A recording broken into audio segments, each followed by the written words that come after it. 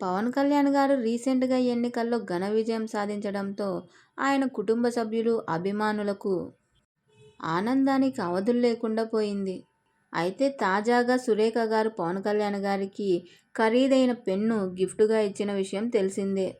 అయితే తాజాగా సాయి ధరమ్ తేజ్ కూడా గురువుగా భావించే తన మామయ్యకు ఒక గిఫ్ట్‌ను అందజేశారు.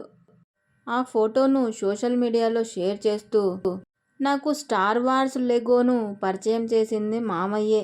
ఆయనలోని పిల్లాడికి దాన్ని గిఫ్ట్‌గా ఇచ్చే అవకాశం ఇప్పటికి దక్కింది అంటూ ఆనందం వ్యక్తం చేశారు సాయి ధరమ్ తేజ్. తన మామయ్యకు ఇచ్చిన గిఫ్ట్ దాదాపు రూ. 1,30,000 వరకు ఉంటుందని అంచనా.